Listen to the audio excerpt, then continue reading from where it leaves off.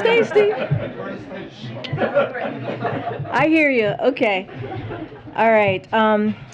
As the president has made clear, lowering prices for Americans is the president's top economic priority, and today he will sign the Ocean Shipping Reform Act, passed on a bipartisan basis, which will help lower costs for American retailers, farmers, and consumers. He will be joined by bipartisan members of Congress and key stakeholders at the signing.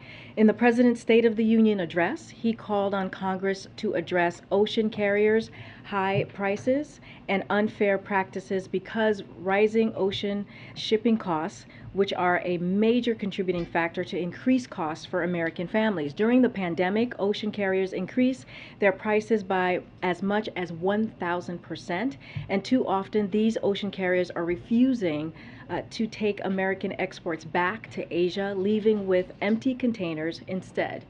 That's costing farmers and ranchers and our economy a lot of money. This bill will make progress, reducing costs for families and ensuring fair treatment for American businesses, including farmers and ranchers. The president looks forward to fulfilling this promise and signing this bill into law. Next, as a former chair of the Senate Judiciary Committee, the president is proud proud of the federal judges he has nominated and the unprecedented diversity that they represent. Yesterday, we continued that trend by putting forward Bradley Garcia, who would be, if confirmed, the first Latino to ever serve on the D.C. Circuit.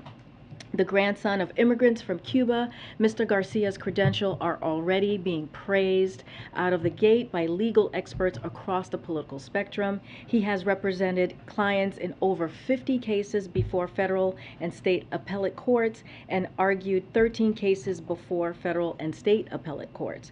And with that, Will, you want to kick us off? Yeah, thank you. When was the last time the president was tested for COVID? And can you please give us more guidance on why the White House isn't announcing these tests unless they ask about them? Well, the president has a regular testing cadence determined by his doctor. As we have said many times, if he were to be a close contact, as defined by the CDC, because that's what we follow, we would update his testing cadence accordingly and share that with all of you with transparency. Clearly, he has not had a close contact that would change that cadence, so it stays as a regular cadence that is in close coordination with his doctor. Well, wouldn't we not know about the close contact until if there were a close contact, we would share that. We would have the transparency and share that. He just has not been a close contact. Okay. On another topic, is the White House concerned that European leaders might be pressuring Zelensky to make concessions? I'm interested in the visit by European leaders today. Was that a show of support, or is that an intervention by people that are looking for the war to stop? So I would let the European leaders speak for themselves on their country's travel and their goals and agenda for that travel. Nothing has changed about what the president's view here is.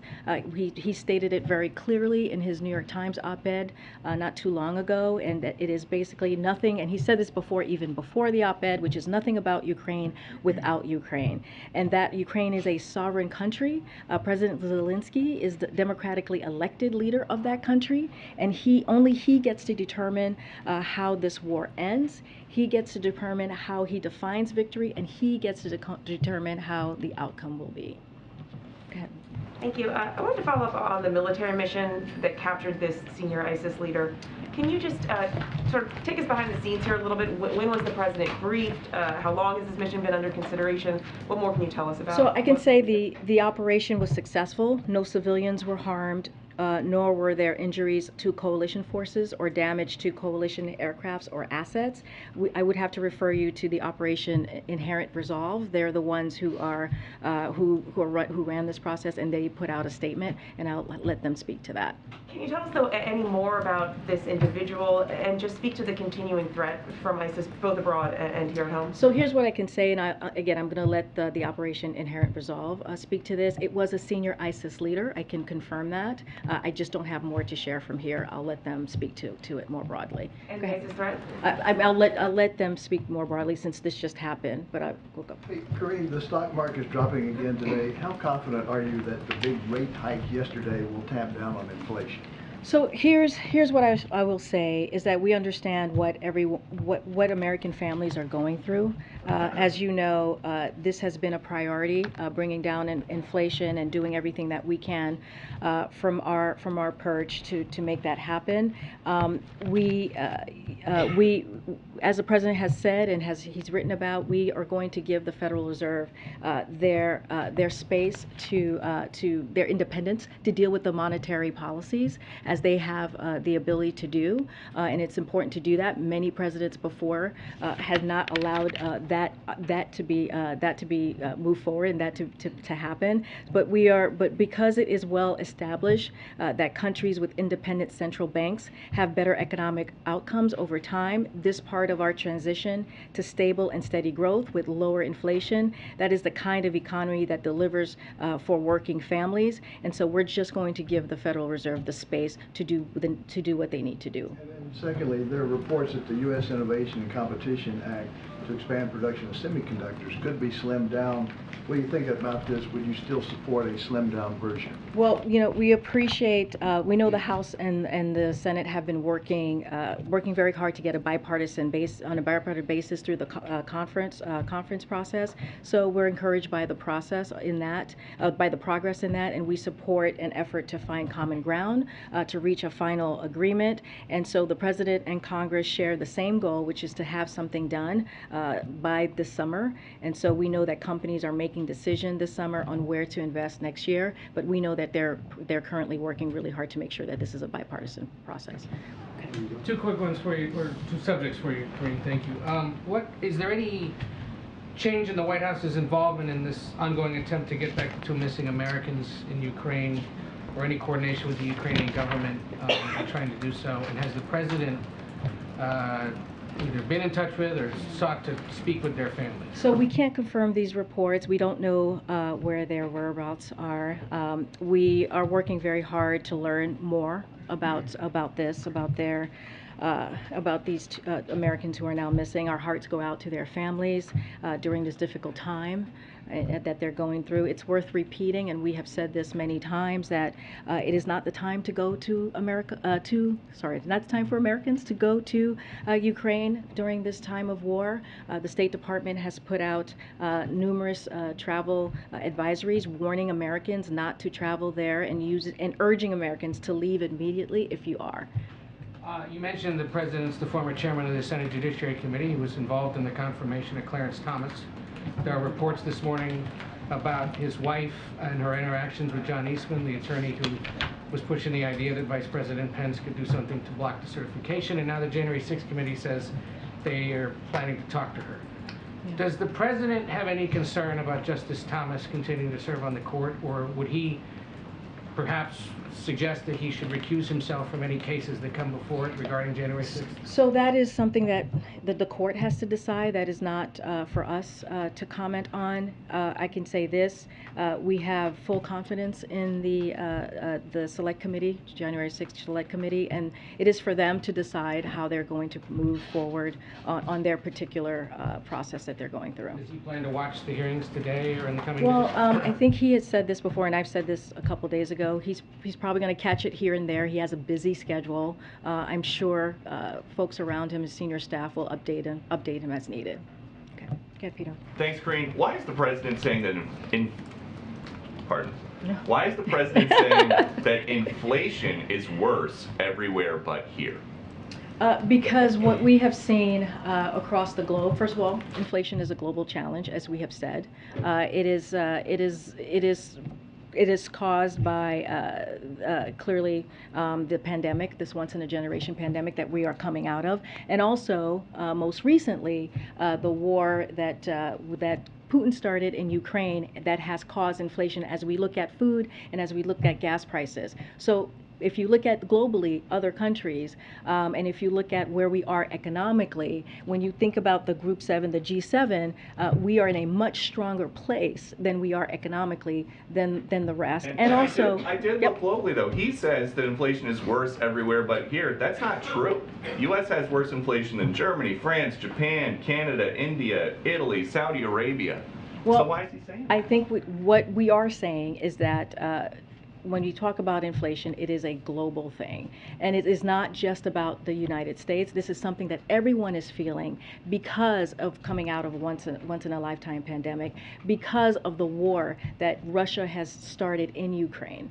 Okay, why isn't the president asking oil companies to drill more here in the U.S.? Let me just give you a little bit of a rundown of why we are here. And just, because I know his letter was a lot about refining and increasing refining, but that's a lot of oil that comes in from overseas. So why isn't he asking companies to drill more here in the U.S.? Well, hold on. So here we go. So this is where we are. I'm going to give you a little bit of a rundown of why we are here and what's going on and why we wrote the letter. So due to decreased demand at the start of the pandemic, U.S. oil refineries reduced their capacity by more than 800,000 barrels per day.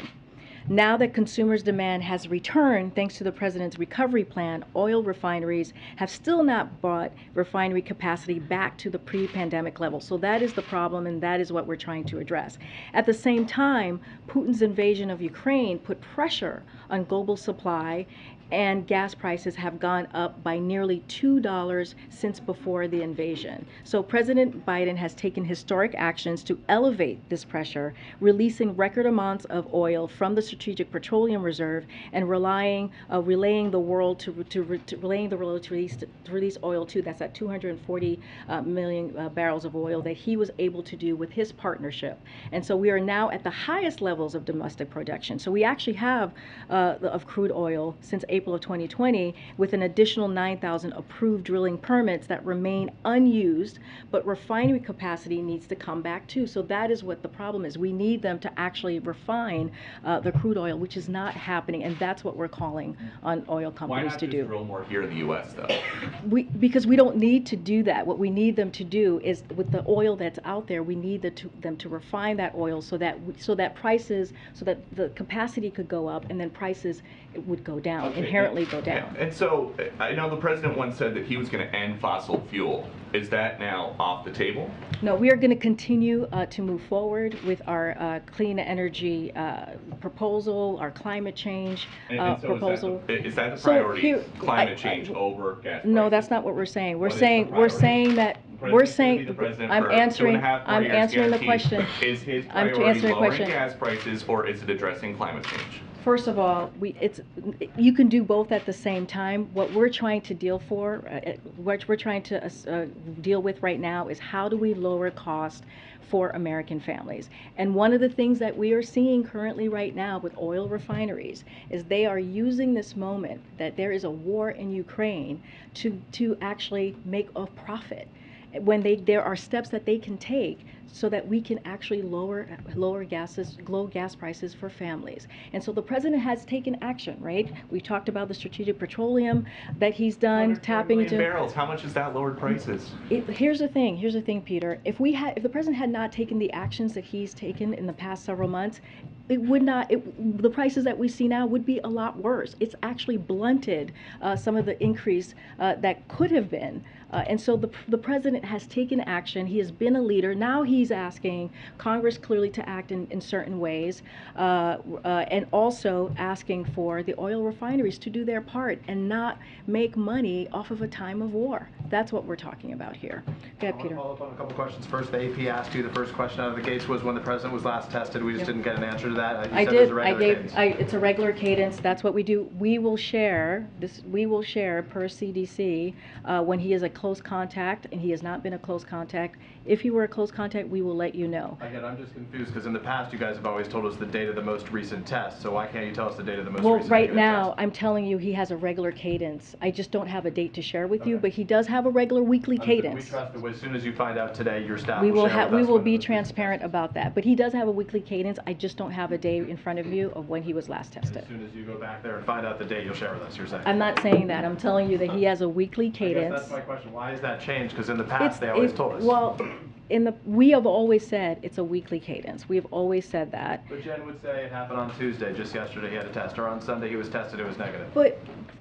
But he hasn't been a close contact. What we have said now is that if he is a close contact, according to the CDC, what close contact of that the definition of a close contact, we will share that with you. And then that's when his testing cadence would change. His testing cadence have not changed. He gets tested once a week. I don't have the date in front of me at this time. So he gets tested once a week. That's because in the It's past a it had been more weekly, it's a regular than that. weekly, no, it actually has never. It's always been a weekly cadence of getting tested. So he's only been tested once a week for the entirety of the time the president? That's not what I'm saying. What I'm saying is what we normally do is he gets tested weekly, and that's been his cadence as when he's talking to, as in coordination with his doctor. There has been times where he's tested more than that because we've traveled. When we traveled, we all had to take tests as we're traveling, or other things, or when he went to the White House Correspondents' Dinner, we had to test as well. So sometimes it's not once a week.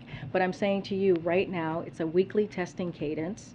That's what we do as it's coordinated with his doctor. Okay. Please understand that we're requesting to know as soon as you can. Tell us when the most recent test was, acknowledging it's a recent test. Let me ask you, we saw the letter Well, that he wrote. I'm already telling you he's get tested regularly in a weekly test. But I'm saying our request continues. So the gist And I'm telling you that he gets tested weekly. Okay, so go ahead. let me ask you about the oil companies, if I can, really Yeah, quickly. for sure. We saw the letter that he wrote to them. They called for them to be in touch with the Energy Secretary to convene an emergency meeting on that topic. Can you have any update on when that meeting will take So place? we're and who's attending? finalizing details, and we'll be sure to pass that along as soon as we can.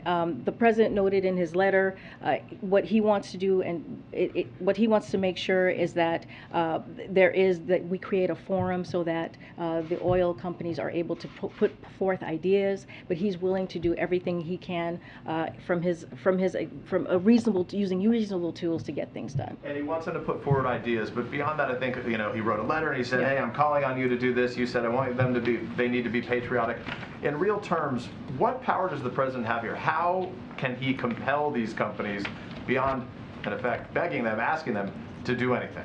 Well, that's one of the things that we want to do, is have this meeting and hear from them, and hear what the ideas that they come forth with, and maybe there's a way that we can help them meet that capacity. So he does want to create an environment, which is what the Energy Department is going to do, hopefully in the next couple of days, to sit down with the oil companies and try to figure out how do we do this in a way that both sides can agree on. Thank you. Okay. Okay. I have two topics, but really quickly, just following on Peter, has the White House changed its policy on how much you will disclose to us about the president's testing? It's not. I was asked, has he been tested? I'm saying that he gets tested weekly, and that's what we actually have said. I do not have a date when he was tested this week, but he is tested weekly, as it is, in coordination with his doctor. We've always said that. We have always said that he tests weekly. Seems different than in the past. Well, you're asking me when he was tested. I'm saying that I don't have a date for you at this time. But you're also saying you're not going to share with us today. Well, because he gets tested weekly, and we have said once if he becomes a close contact, we will share that with you. But if he's not a close contact, then you just know that he gets tested weekly. If he has not had a close contact, you're not going to tell us the date of his most recent test. I'm telling you, he gets tested weekly. Okay. Why is there Yeah. hesitation though for that? This is different than in the past. Yeah, I don't get that. We have previously been told when he got his most recent test. I am saying to you, I don't have a date for you right now, but he gets tested weekly. As we've said many times, if he were a close contact, as defined by the CDC, we would update his testing cadence accordingly and share that with you transparently. That's what, if he's a close contact, we will share the date with you. He has not had a close contact, that would change that cadence. Okay, I want to move on. But second, Okay. we would let All you right. know when he was tested I mean, that's what we've been saying for some time now. There are reports the White House is weighing a series of executive actions if Roe is overturned, things like a national health emergency or fighting state efforts to criminalize travel for abortion. Can you confirm these things are under consideration? Are there other actions you're looking at? So the administration continues to explore every possible option in response to the anticipated Supreme Court decision in Dobbs, which would take away women's rights guaranteed for nearly 50 years under Roe v. Wade to make their own choices about their reproductive health. If the Supreme Court overturns Roe, we will need Congress to take action to restore Roe. I don't have anything else to share on that. And the president's meeting yesterday with Schumer and Pelosi, did that yield any new plans on how to fight inflation? And why wasn't this meeting on the president's public schedule ahead of time? It was a private meeting that the president had. We don't advise all the meetings, just like his conversations that he has with members of Congress. I'm not going to go into detail what was discussed, but he has regular conversations with members of Congress. Human Okay. rights. Okay. On housing, Karine, Yeah. Given the rising interest rates for mortgages, can you say if the White House is concerned about housing affordability or a slowdown in the housing market? As you know, rates for the 30-year mortgage averaged nearly 6% this week, and that jump by more than half a percentage point was the largest one-week increase since 1987. So we know that housing affordability is a central challenge for families. The president understands that, and this is why he's put forward the Housing Supply Action Plan, which includes steps to help boost housing supply and ease the burden of housing cost on families over time. So now with the federal actions constitute monetary policy, as we know, which is different. Monetary policy actions help bring inflation down as mortgages rates increase. Demand in the housing market should cool. This is part of our transition to stable and steady growth with lower inflation. That is the kind of economy that delivers for working families. But again, we have that's why the president put forth the Housing Action Plan as well, to help families as much best as he could. Yeah. Karine, I know this has come up a number of times Yeah. in recent weeks. The question about tariffs and when a decision specifically regarding China and exclusions might be made. And I guess I'm wondering, can you give us any sense of sort of what is under consideration and what possible timeline we might be looking at? So we don't have anything to share or preview at this time. It is under consideration. We are discussing this. We just don't have anything for you to share at this time. About what is being considered? No, not at this time. Hey, Karine, not to belabor this too much longer, but can you articulate a little bit when the White House is committing to releasing results of the president's testing? Because it's not only the cadence that we're asking about, it's when the last time he tested negative. No, I understand, and so what I'm trying to say, and this is in consultation with his doctor. The president has a regular testing cadence. We have said before that he tests weekly, and again, as we've said many times, if it were to be a close contact as defined by the CDC, we would update his testing cadence accordingly and share that. We would share what that would look like and be transparent about that. He has not had a close contact. Because he has not had a close contact, we have not changed that cadence, and it's something that happens with his doctor. I do not have a date for you as to when he was last tested. Has he ever tested positive? No, he has not. Not that I know of. We would share that. I think that is something we would share because then that would change his testing cadence clearly if he had a close contact, and so we would share that with you and be transparent about that. We would be transparent about that. Okay. Quickly, I wanted to return to something earlier in the week. You were asked whether the president believed that Crown Prince Mohammed bin Salman was responsible for Jamal Khashoggi's death, and you didn't fully answer that, and I wanted to sort of give you another opportunity on that, but also ask if he disagrees with the U.S. intelligence assessment, which has reached that conclusion.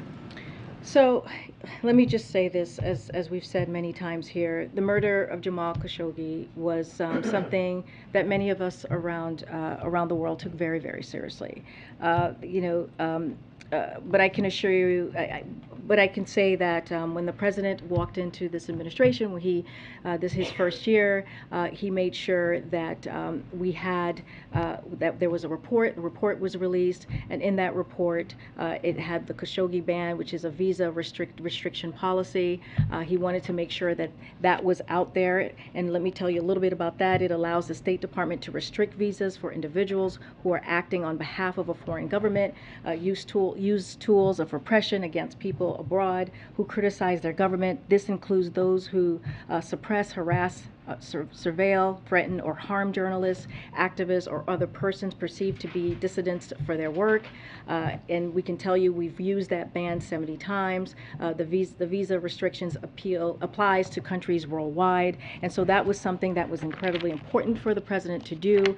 And look, when it comes to human rights, when it comes to that type of leader-to-leader conversation, this is a president who's a straight shooter and who will not shy away from having that conversation.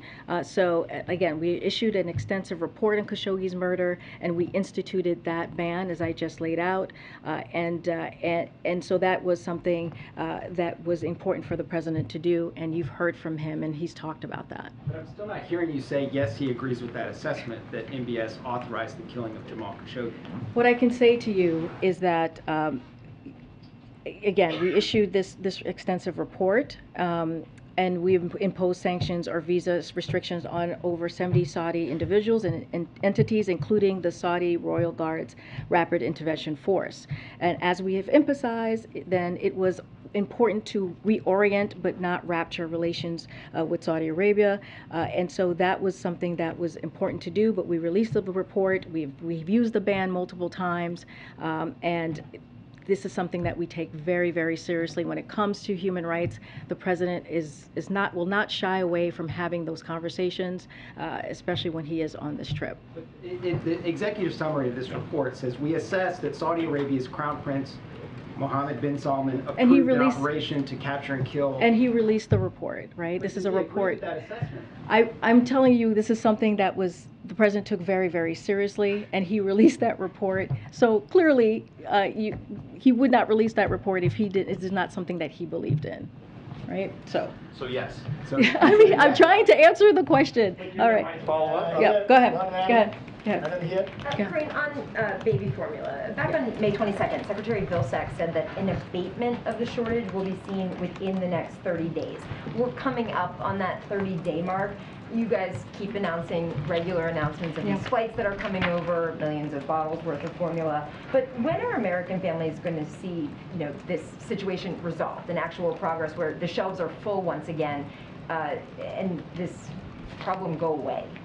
So, as you know, the president has made this a priority, right? He has used his authorities to make sure that we can do everything we can to help get baby formula on the shelves, and that's what he's done with the DPA that he authorized, which has helped. And I can say that we announced the 7th Operation Fly Formula mission, which will transport. This happened yesterday, which will transport the equivalent of close to 550,000 bottles of Nestle specialty formula from Switzerland to Louisville, some of the most high demand formula in the United States right now. In addition, when working with domestic manufacturers to wrap up production, including by invoking the domestic production, as I just mentioned. If you look at Abbott, their supplies plan increased production by 25%. Rickett has said it has been able to increase its amount put to the market by 30%. Gerber has said it increased additional supply to the marketplace by 60% since the recall. So we are doing everything that we can, entering into a consent decree agreement between the FDA. So we're going to continue to work. We're going to continue to make sure that we deliver for the American families, get that, make sure that we get healthy formula. We have to remember how this all started, right? This all started because Abbott, there was a safety concern at Abbott. FDA acknowledged that, called them out on that, and then they had to shut down their facility in Michigan. And so we have continued to work with them to make sure, and the other manufacturers to make sure that we get as much baby formula as we can, and clearly with the operations that we're doing overseas. We're coming up to the end of the 30-day assessment that he had said at the end of May. I mean, can you put a time frame on this now? Are families going to be scrambling the entire summer still? I don't have a timeline for you on this, but what I can say is we're doing everything that we can from here to make sure that we get healthy baby formula for American families. We know how hard this is at this time. We know how difficult it is, but we have up production, as I just laid out, working with these different manufacturers. We have brought baby formula overseas. We just had a 7th Operation Fly Formula mission just yesterday, so this has been a priority for this president. Thank you. I know you just said you don't have your own confirmation about the reports of these 2 Americans in Ukraine, but given that their families are among the people saying this happened, it does seem like something has happened. So, given that 3 other foreigners who have been taken prisoner have been sentenced to death, does the White House have a message to the Kremlin on the treatment of these 2 Americans should they have been captured, and specifically on whether you would like to send a message vis-a-vis death sentences?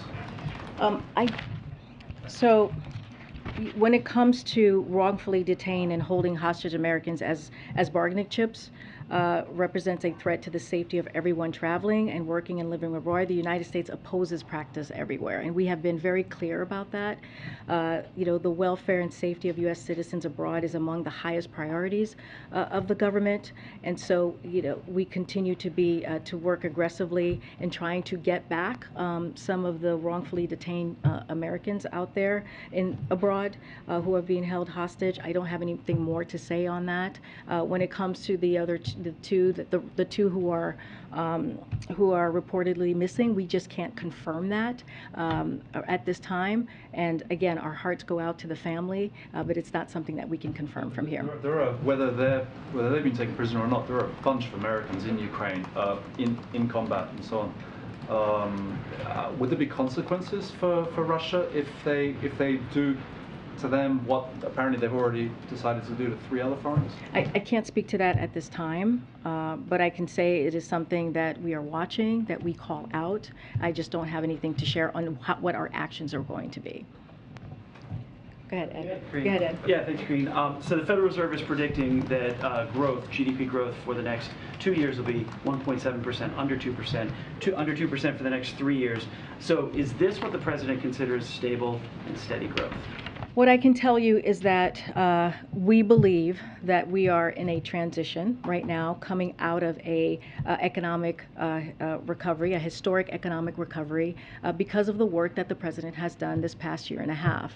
And so we believe that we'll be in that transition. We're going into that transition of stable and steady growth, and we're going to continue to do the work that the president has laid out to lower inflation. And so part of that is letting the Federal Reserve do their part, they have the strongest monetary policies to really deal with this. We're not going to speak to that. We're going to let them be independent. But the way that we're seeing this is we are on a track to have that transition to be in that stable growth. But are you just lowering expectations then?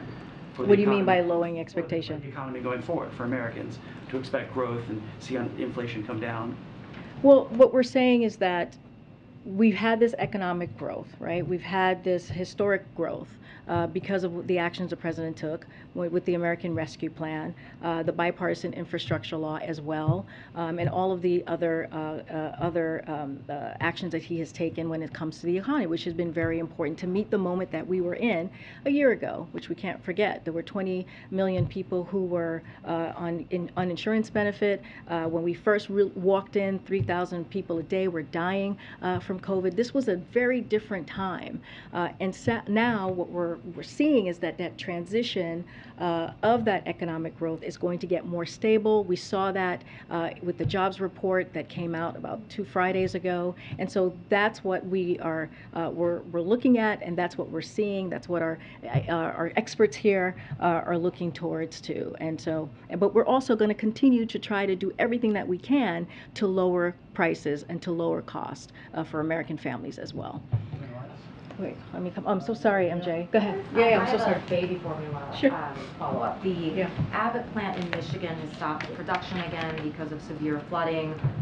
It sounds like it could be another additional few weeks of delay. Is that something that the White House is monitoring? Do you all have an assessment of how much longer this could delay things? So obviously, we know about the news from Abbott, and it's disappointing. It is a disappointing. Oh, okay. All right, we're going to disregard. But, we can't control their timeline. What we can do is continue to focus on what we're going to do, which is ramping up production, increasing supply, and making sure that American families only have access to safe formula. That is the focus for us. That is what we control and what we're making strong progress on through actions like the DPA, Operation Fly Formula. We just announced our seventh flight yesterday, and FDA's FDA's use of enforcement discretion. FDA has said that it's working closely with company to identify next steps to get the plant open and providing only safe product to the American people. That's the work that we're doing right now, is what we can control, and we're going to continue to make that a priority. That's what the president wants to do, and we're going to continue to ramp up production. We cannot, as far as the timeline for Abbott, that's for them to speak to. And a different shortage question. There's a shortage of tampons, and just wondering if that is on the White House's radar. I mean, is that something that the White House is concerned, could turn into a full-blown crisis? And are there any other sort of essential products that the administration is watching closely that could come down the pipeline as another shortage crisis? That's a great question. I would have to check in with the team on what they're tracking. I don't have a list for you right now, but I would just have to track it with the team. Can I just do one quick follow-up to Peter's question about the letter to the oil companies? You were saying yesterday that a part of the plea to these companies is that it is their patriotic duty to act and do something, especially at a moment when so many Americans are having a hard time with the high gas prices.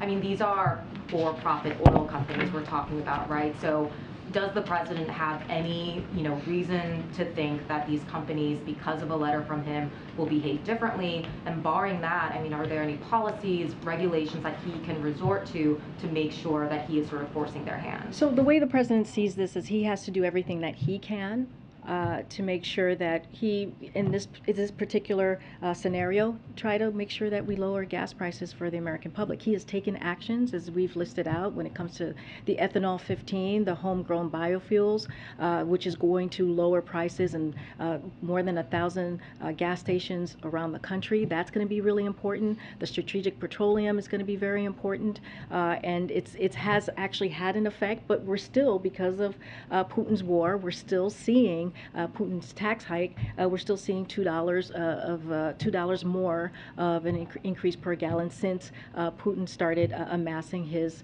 forces on the Ukraine's border. So what we are trying to do is, by sending out this letter, we want to try to start that conversation and get something done. They're going to meet with the energy secretary, so we have to see. We shouldn't say that it's failed yet or it's not going to happen, because a meeting is going to come forth in the next couple of days. They're going to have the conversation, and we are willing to help them, to help the oil companies in any way, hear their ideas and see what we can do. So we should let this play out and see where we are in a couple of days. Will be in that meeting, though? The president, I don't have anything to preview about his schedule, about him being in the meeting. This is Granholm, as far as I understand. This is Secretary Granholm's meeting, and she will be moving forward with putting this meeting together. Okay, thanks. Human rights follow-up? Human rights follow-up? Okay, go ahead. Does the White House have a comment about the decision of Florida officials not to request delivery of a pediatric vaccine? Yes, we do. We heard about this, and we have a little bit for you here. So we have been talking to states for some time. In early June. So the process has been, HHS opened up pre-ordering for vaccines for the possibility of kids' vaccination. That ensures that if authorized by the FDA, these vaccines can be shipped to places like pediatricians and children's hospitals, places where parents would get health care for their youngest, or as quickly as possible. By being the only state, this is Florida, not pre-ordering, which means that pediatricians, for example, in Florida, will not have immediate ready access to vaccines. Some pharmacies and community health centers in the state get access through federal distribution channels, but those options are limited for parents. We encourage Florida on several occasions to order vaccines, so we've been aware of this, and we will continue to do so. Bottom line, is this going to make it harder for parents in Florida to get vaccines for their kids? If they're not pre-ordering, it will make it harder for them. That's why we continue to on several occasions encourage Florida to do this. Thanks, Karine. Since it's the first time I'm getting a question from you. Oh no, I was. Go ahead, this young lady. Maybe I can go after. No. Just had a question about the president's trip to Israel. The administration has said that they're calling for a thorough and independent investigation of the killing of the American journalist Shirin Abu Akleh. What's your assessment of where this investigation is, and is the president going to raise that issue during his trip? So I can say we're in close touch with both Israel and Palestinian authorities and are working to bridge cooperation between the parties. We have made clear our view to both Israeli and Palestinian officials. The administration's call for thorough, transparent, and impartial investigation of Abu Aqila's killing. We expect full accountability for those responsible. We have also urged that both sides share their evidence with each other, and we continue to call on sides to maintain calm and avoid further escalation. As far as what will be on the agenda, what will be spoken about, I don't have an agenda to share with you. But as I've said many times from here, as we have said many times, is that the president will not shy away to having a conversation about human rights. That is something that's important to him. He said that most recently, and so that's what I can tell you, but I don't have anything to read out. I don't want to get ahead of his trip. Go ahead. Go ahead. I was trying to give her... Well, thank you. Well, thank you very much for coming back to me, and thank you yeah, for calling absolutely. me. So this is the first time I've been able to ask you a question, so I'd like to ask you too, if that's all right. First is just a clarification on the new online policy task force that was set up that the Vice President is leading, and then the second one about a significant press access issue that's impacting a lot of us in this room. Okay. The first one on the online policy task force that the Vice President's leading, that's getting kicked off today. On a background call last night, we were told that it's going to be different from the Disinformation Governance Board in that it's going to focus on illegal conduct online. But the memo creating it was a little bit broader and mentioned, and I'm quoting from the document, quote, online harassment, abuse, and disinformation campaigns targeting women and LGBTQI+ individuals who are public and political figures. Could you clear up the disinformation charge of this? So I would need to talk to her team. I was not on the background call, so that specific language that you're providing to me, I would just have to check in with her. I would also encourage you to check as well with her team. I can't say more because I wasn't on the background call. Thank you. And the press access issue, for more than a year now, the White House Press Office has been having everyone in this room RSVP to presidential events in the East Room, the State Dining Room, the Executive Office Building. And then there is a process where people are selected and able to go into these presidential events where the president often takes questions. The Correspondents Association has tried in vain to figure out how this process works. And over time, it has kind of morphed into a bit of a blacklist where certain large media outlets, such as my own, are almost blacklist. Never... Well, I'm just saying I represent the 4th largest newspaper in the country, and I haven't been selected since November. So can you... That's a jump to a blacklist, but I'm listening. I'm listening. Well, I mean, it's not just me. Certain others. Oh, okay. I didn't realize and that. And the Correspondents Association actually wants this to be done away with. But I was hoping that you could. I know you're new in the position, but perhaps explain how the. Can I look into works? it? Can I look into this? Because I actually don't know what the process that you're speaking of. I think blacklisting is a very strong word to use. We have been, we try to make sure, do our best to make sure that press gets to hear from the president directly. It is important for us. It is important for you all. It's important for the American people. And so that has been a priority. So let me look into this process that you're speaking of. Without having all the... Getting an answer to the Correspondents Association? You're talking about Steve Portnoy. I talk to Steve all the time. We're talking, I believe, if not today, tomorrow, we're checking in, and we'll have that conversation for sure. I'm sure he'll bring it up, and so we'll have that conversation. Karine, why do you keep doing this, saying that you will call on people you've never called on, but you don't really I just called on someone. Go ahead. Karine, You have the last doing question. a great job as press secretary. So, Okay.